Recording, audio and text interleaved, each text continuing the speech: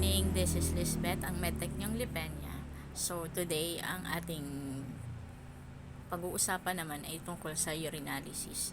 Yan yung madalas na nire-request ng mga doctors sa amin, sa laboratory. So, clean catch dapat. So, maingay ulit.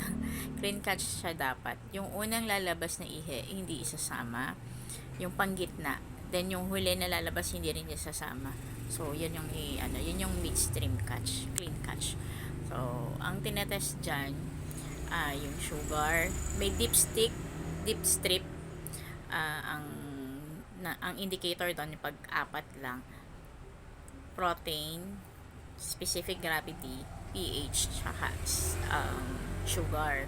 So, doon makikita agad kung may sugar ang pasyente, tsaka kung naglalabas ng protein ang pasyente. So, hindi normal na maglabas ng protein ang katawan. Oo, pinifilter ng kidney ang protein, pero hindi siya kailangan lumabas ng katawan. Dapat ma-retain siya sa loob. So, si sugar, pag sobra-sobra na ang sugar nyo sa katawan, nakikita din yan sa ihe. May indicator yung strip na ginagamit sa laboratory. Pass cell or yung nana, pass ay yung patay na WBC. RBC, nakikita din, nagkakos din yan ng protein sa strip. Pag maraming nana or pass cell sa ihe, may infection, pati ang RBC. So, pag maraming RBC, pwedeng may stone sa kidney. May kidney stone, or pag mga micro RBC, merong acute glomerulonephritis ang pasyente.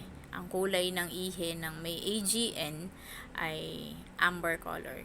Kita nyo yung parang lagay ng gamot na kulay brown, ganon, light na ganon, or kasing kulay na siya talaga. So, pag ganon po, ang ihi nyo, halimbawa nag-obserba kayo sa bahay, ganun yung ihi nyo, masyadong dark, may amoy, mag-consult na po kayo sa doktor kasi baka mamaya may sakit na kayo sa kidney. Yun lang po. Sa susunod, magtakal tayo ng iba. Kung bago kayo sa channel ko, paki-subscribe po, hit the notification bell for more updates. Thank you.